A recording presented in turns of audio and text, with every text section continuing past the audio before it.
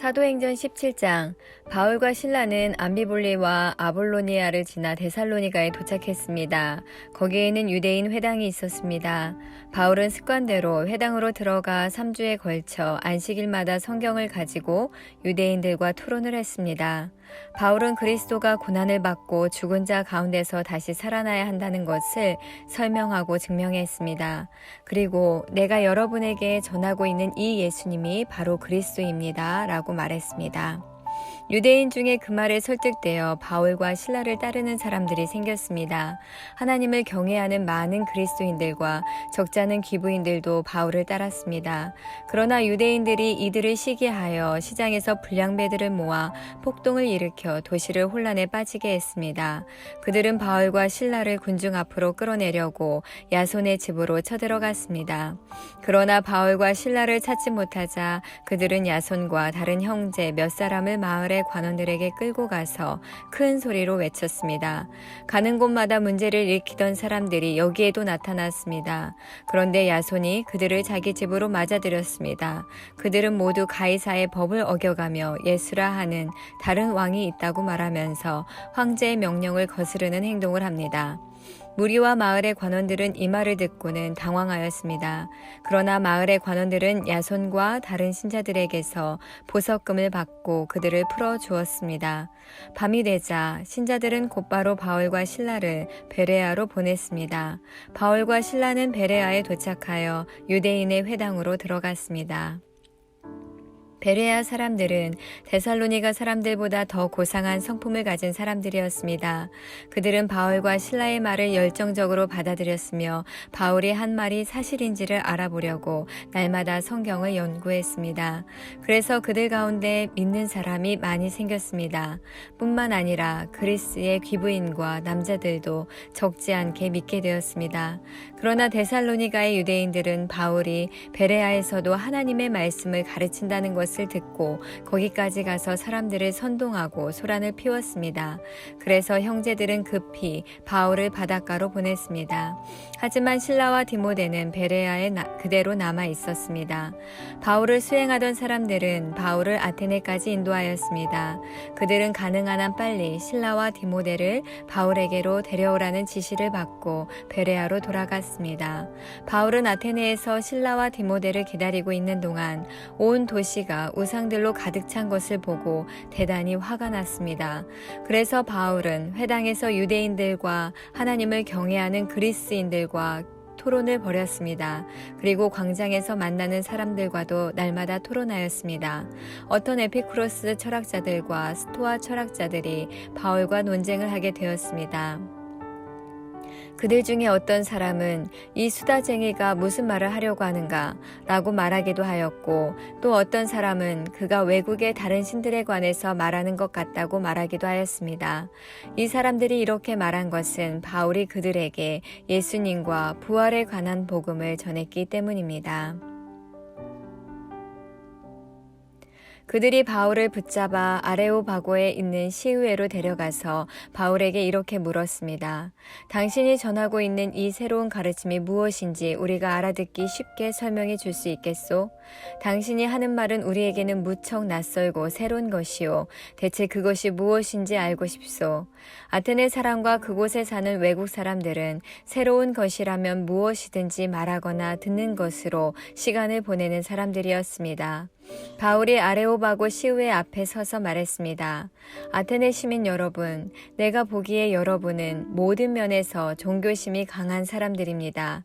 내가 이곳저곳을 돌아다니면서 여러분이 섬기는 것들을 자세히 살펴보았는데 그 중에서 알지 못하는 신에게라는 글을 새긴 제단도 보았습니다. 그러므로 여러분이 알지도 못하고 섬기는 그 신에 대해 여러분에게 알려드리겠습니다. 그분은 온 세상과 그 안에 있는 모든 것을 창조하신 하나님으로서 하늘과 땅의 주님이시며 사람이 지은 신전에서 살지 않으십니다.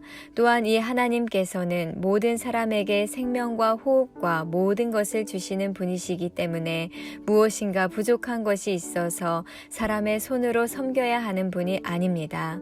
하나님께서는 한 사람으로부터 세계 모든 인류를 만들어 땅 위에 살게 하셨습니다. 그리고 그들이 살 시대와 지역의 경계를 정해주셨습니다. 이렇게 하신 것은 사람들이 하나님을 찾기를 바라시기 때문입니다. 사람들은 하나님을 더듬어 찾기만 하면 찾을 수 있습니다. 사실 하나님께서는 우리 각 사람에게서 멀리 떨어져 계시지 않습니다. 우리는 하나님 안에서 살고 있고 하나님 안에서 움직이며 존재하고 있습니다. 시인 가운데 우리는 그분의 자녀입니다 라고 말하는 사람도 있지 않습니까? 우리는 하나님의 자녀이므로 하나님 자신을 사람의 생각으로나 손으로 만들어낼 수 있는 금이나 은이나 돌 같은 우상으로 생각해서는 안 됩니다. 사람들이 하나님을 알지 못했던 시대에는 하나님께서 눈 감아 주셨지만 이제는 어디서나 온 세상 사람들에게 회개하라고 명령하십니다. 하나님께서는 자기가 정하신 한 사람을 시켜 온 세상을 의롭게 심판하실 날을 정하셨습니다. 하나님께서는 그를 죽은 자들 가운데서 살리심으로 모든 이에게 그 증거를 보이셨습니다. 부활에 관한 이야기를 듣고 비웃는 사람들도 있었지만 이 내용에 관해 나중에 더 듣고 싶다라고 말하는 사람들도 있었습니다. 그리고는 바울은 그들을 떠나갔습니다. 그때 바울이 전한 말을 믿고 바울을 따르게 된 사람이 몇 사람 있었습니다. 그렇게 믿게 된 사람들 중에는 아레오바고 시우웨의 의원인 디오누시오와 다말이라는 여자와 그 밖에 몇 사람이 더 있었습니다. 사도행전 18장.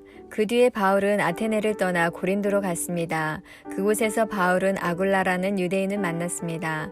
아굴라는 본도 지방에서 태어났지만 글라우디오가 모든 유대인에게 로마를 떠나라고 명령했기 때문에 그의 아내 브리스길라와 함께 얼마 전에 이탈리아에서 고린도로 옮겨왔습니다.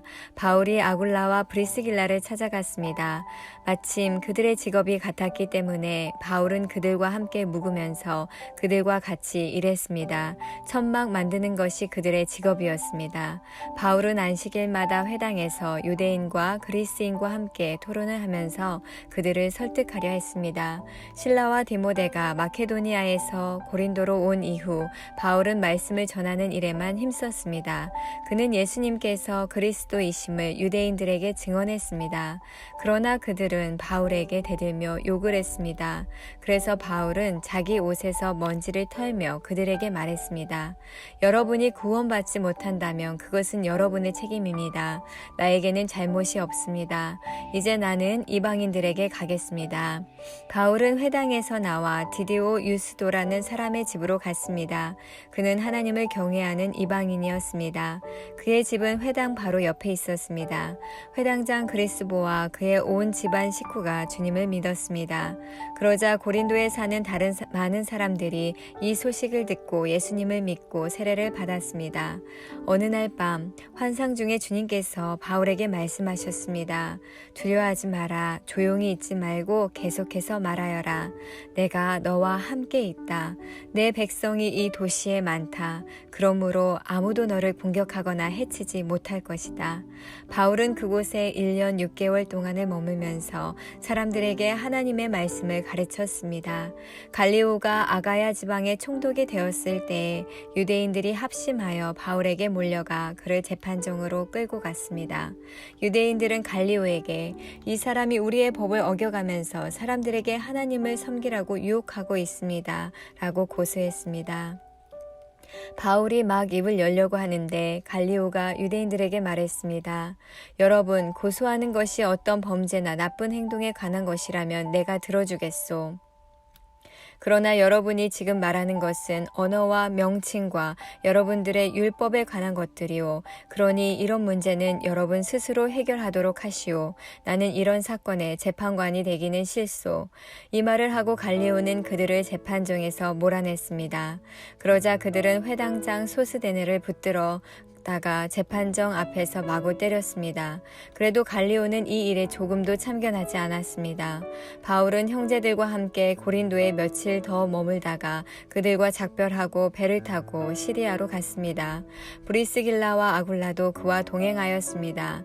바울은 항해하기 전에 그가 이전에 맹세한 것이 있어서 갱그레아에서 머리를 깎았습니다. 그들은 에베소에 도착했습니다. 그곳에서 바울은 브리스길라와 아굴라와 헤어집니다. 마친 후 혼자서 회당으로 가서 유대인들과 토론을 했습니다. 유대인들이 바울에게 좀 더 머물러 달라고 말했지만 바울은 거절했습니다. 하지만 바울은 그들과 헤어지면서 하나님의 뜻이라면 다시 돌아오겠습니다 라고 약속했습니다.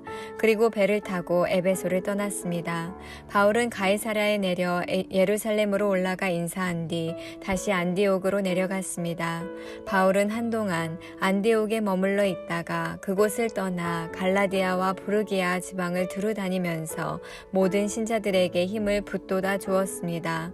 아볼로라는 유대인이 에베소에 왔습니다. 그는 알렉산드리아에서 태어났으며 교육을 많이 받았고 성경에 능통한 사람이었습니다. 그는 주님에 관한 도도 배워서 알고 있었기 때문에 예수님에 관한 일들을 말하고 자세히 가르쳤습니다. 그러나 그는 요한의 세례밖에 몰랐습니다. 아볼로가 회당에서 용기 있게 말하는 것을 브리스길라와 아굴라가 듣고 그를 자기들 집으로 데려다가 하나님의 도에 대해 더 자세히 설명해 주었습니다. 아볼로가 아가야 지방으로 가고 싶어 하자 에베소의 신자들은 격려하면서 그곳의 신자들에게 아볼로를 영접하라고 편지를 썼습니다.